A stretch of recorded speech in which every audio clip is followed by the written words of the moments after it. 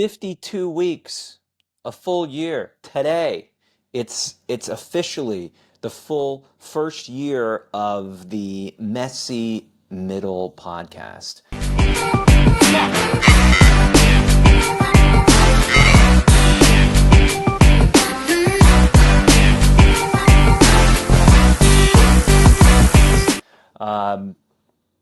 I think everything's just messy middle. Honestly, life is just the messy middle. Like I I wanted to comment on this recently because I love our Purgatory. title. It's just messy purgatory life because it's like the beginning where where you're born, you're excited, you're young, you want to grow up, and now you're in the messy middle, and then eventually you die. No, no, no. I think we should be positive. We're celebrating. It's the full year.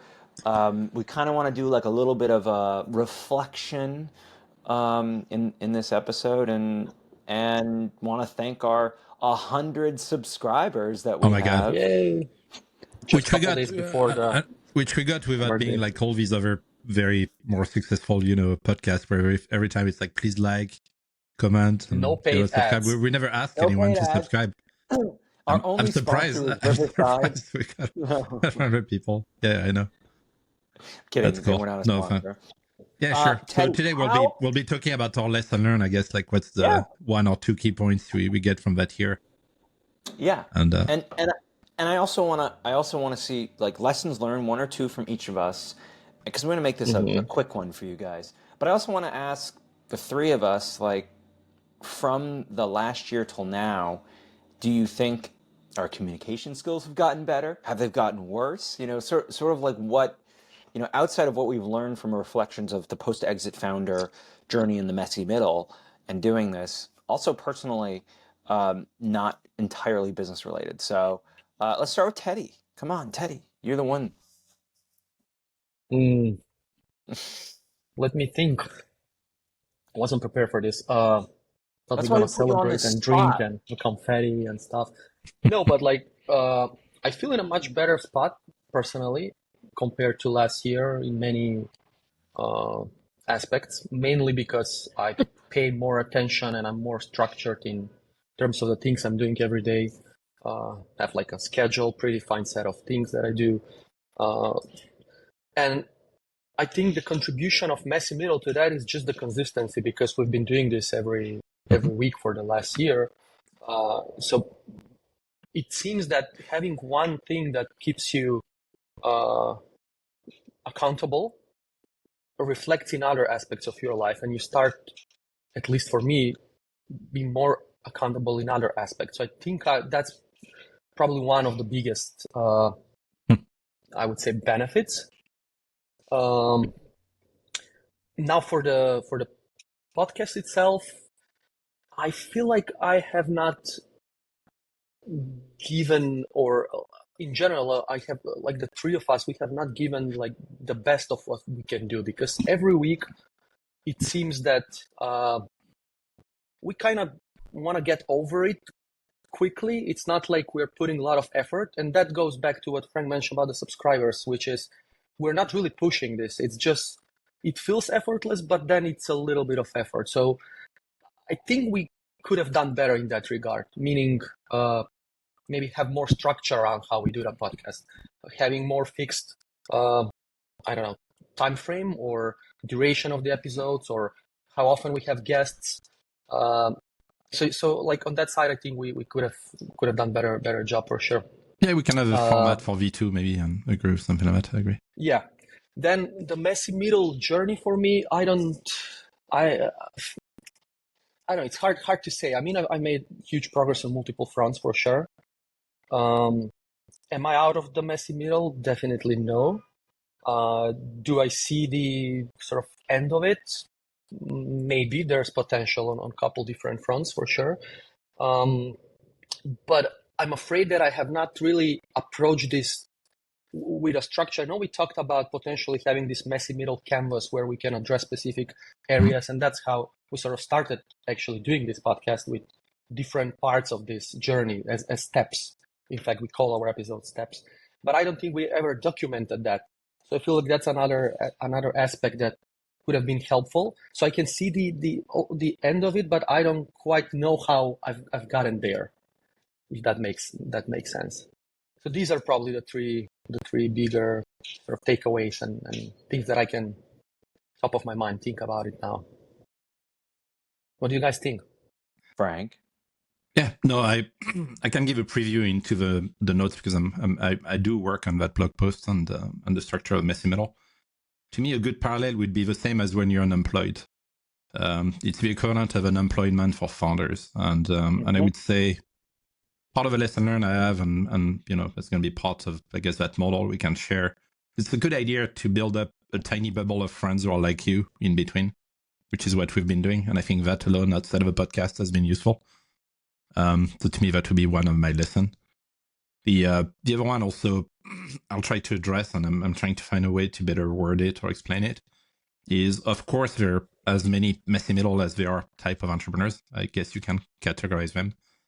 On Man, for example, and I think I start to understand that's kind of what I did without really structuring it, which is which explains a lot, I guess, and I guess Teddy and I maybe have the same type of profile, which is I do like fishing. So, you know, I'm going to throw a couple of trying to launch project, trying to do a couple of things. And I will commit, you know, to one of traction. But the thing is, I know, you know, very fast, or maybe not fast, maybe after a year, even post traction, if the startup you're working on is going to be a unicorn or not, or is going to be something insane. And I think I've got the issue of kind of being addicted to doing things like that. So I have a tendency to step out, you know, of projects very fast, or even after committing like for a year or less, because even though they could be a $5 million, $10 million business, they don't have the potential to be very impactful. And I think that kind of leads to a question of, you know, does it send the wrong signal? But the thing is, if you don't step out, it's going to take 10 years of your life. And so I kind of think more maybe like an investor than like an entrepreneur. But I think that's something I've realized, at least in my journey, which is it's fine. That's what I do. And people might see it from the outside as being I'm very distracted and I do a lot of things that I don't finish. But on the other hand, people can see that I did a lot of things that I did finish. So at least I do have a background, you know, for that. But it's just I feel like now I try to qualify which project am I working on. Is that $1 billion company or is that a 10 million? And then based on what it is, I know what my commitment will be in terms of time. I think that's a big learning, and it's something that I've seen that you have now officially accepted. Like, when I say officially, you're putting it out. I mean, I knew it before, work. right? Because I did structure a solo studio. What I mean is, I Yeah, realize that you're the comfortable with perception it might not be now. that clear. Yes, but you're Yeah. comfortable with the perception being not that clear or being unclear. Hmm. And I think that's But I pretty. realized that I could be happier if I would just settle for, you know, less ambitious things. That too, yeah. Although Electus is not that less ambitious. I mean, the But at least goals. I'm on it full time. Like, I mean, full time. Like, I I'll be on know, it but for the I'm next 10 saying years. it's like it is pretty ambitious as a goal to save democracy via Yeah. e-voting. But I'm not the So lead on it. My co-founder is the lead. Gilles is more of I the lead for know. it, and I'm more of a support. It's different That's when you right. have a lead role. That's right. That's right.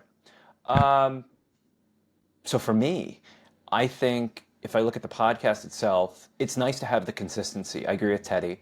I also agree with his viewpoint that we kind of, you know, didn't do this as like, we didn't set a goal to get 100 million subscribers or whatever, 5 million subscribers, and then, you know, make $100,000 a month in revenue, hire a team to do that. I think it would have been actually less fun to do that approach. I think the more ad hoc approach, at least for the first year for us to do this, was more like therapy. And it was therapeutic for us to get together weekly to talk about this and to have something as it's not a focal point for the week, but it's a point where the three of us could get together where we might not have done this if we didn't have the podcast. And I think it at least for me, I got to know Teddy a lot better through this. I've known Frank forever, so you know, I've also learned more about Frank too. But really, it was nice to build that friendship, and it was fun to do a project that again, the pressure's not on to make it the best thing of all time. Not saying that every project should be that. I think some of them are very important and should be focused on that. But it allows for me to learn. It allowed me also to take some of these consulting gigs on the side for the messy middle, and that your guys' influence on that and not being embarrassed to do that allowed for me to actually now have like a full 10 months worth of runway. So from now until next year, so I can come up with any ideas if the cash stops flowing tomorrow, which I think is really important because I've never had that before outside of doing an exit where it gave me a few years runway. So those, from the podcast, those are kind of my learnings I'm seeing from last year to this year.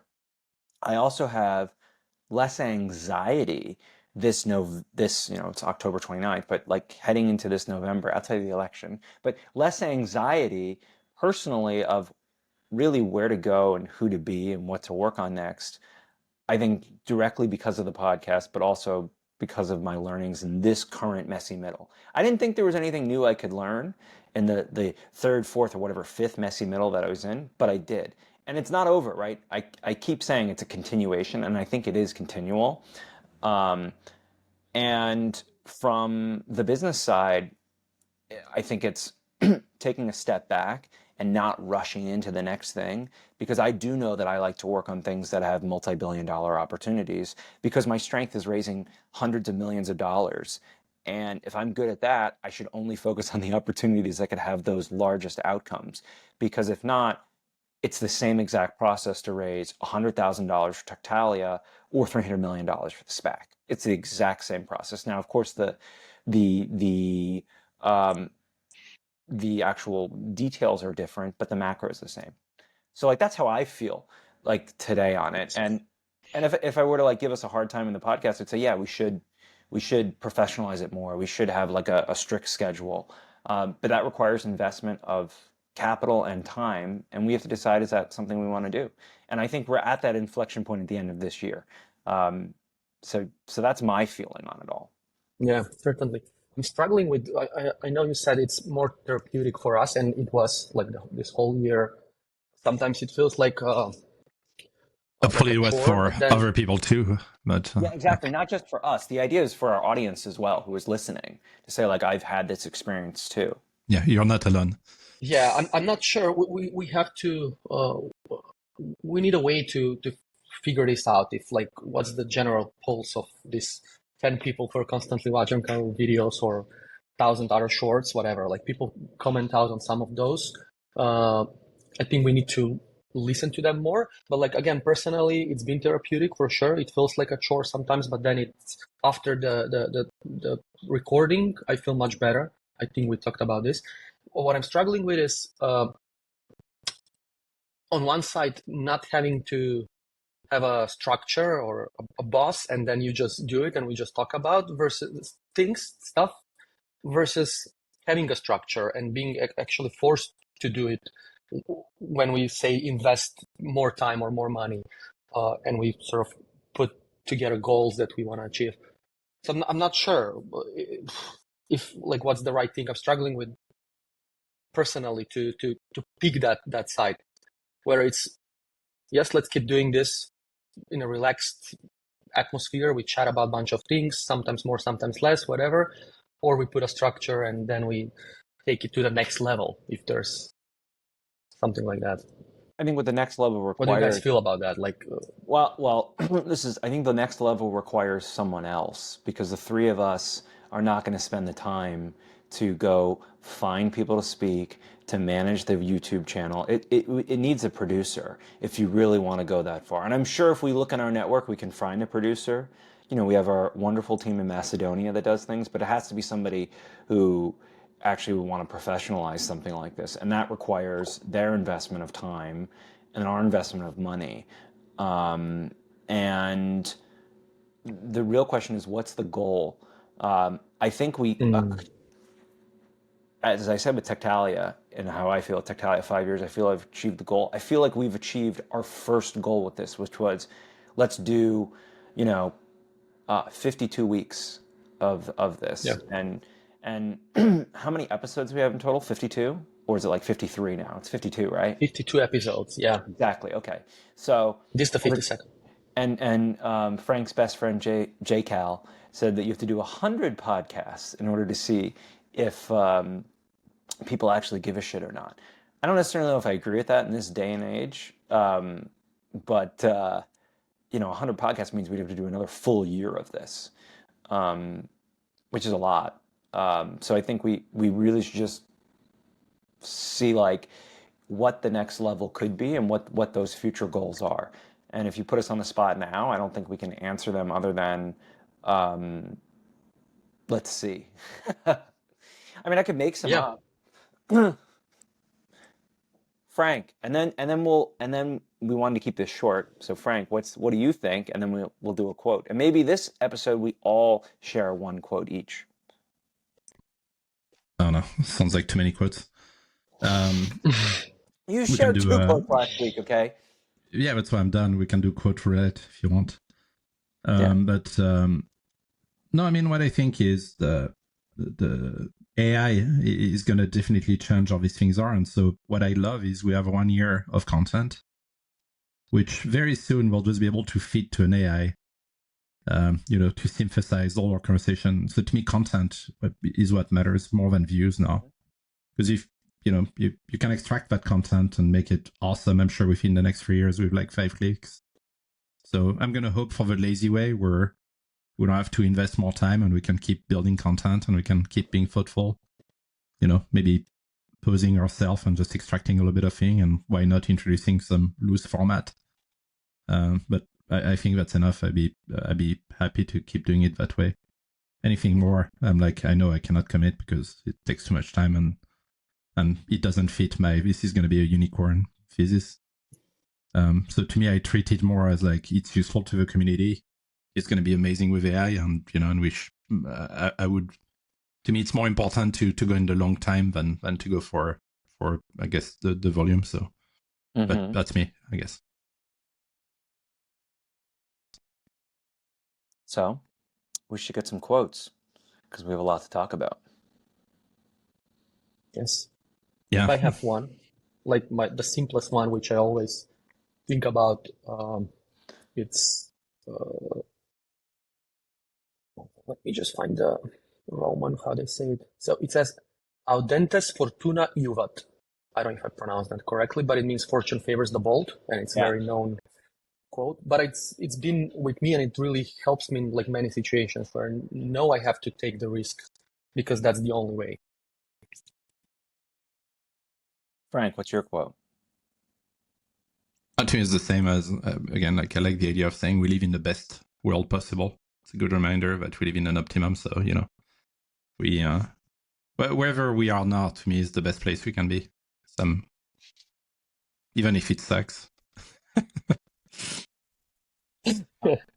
I guess I'll do a heavier quote, which there are decades where nothing happens, and there are weeks where decades happen, which is Lenin. But I think what's important about that is in entrepreneurship and the messy middle. Sometimes that's what it feels like. You're like, oh my God, this whole 10 years, nothing happened. And then like 1 week, you're like, whoa, AI, we raised some money, we did this, and we got all these users. So I think it's a general thing too as you age. I've seen it a couple of times, but I bet you when we'll be very old, you'll be able to just summarize everything in like a few lines. Probably. When you're young, you overestimate, everything. But, as you take some distance, everything becomes simple. That's right. Because at the end of the day, that's another good quote, right? Which is, if youth knew and if elder could. Good one. Congrats on 52 weeks, 52 episodes. We did it. This has been the full year. Birthday. I'm really happy to have spent the time with the both of you and looking forward to spending more time with our subscribers. So we'll learn a lot more. I think, I also want to express my sort of gratitude towards you guys because it's a privilege to be able to share some thoughts every week. I value our friendship. So thank you for that. And thanks to everyone who gave us minute of their lives, their time to watch, listen, comment, share, whatever you guys did. We appreciate it. I certainly appreciate it. I feel like it's thank you. Thanksgiving, so I'm going to be thankful also, of course, for, knowing you guys and working on stuff, and, super excited to do more things, and, thankful to anyone, reached out, and, and we'll keep helping. Inviting more guests. Talk soon, everybody. Bye. Bye.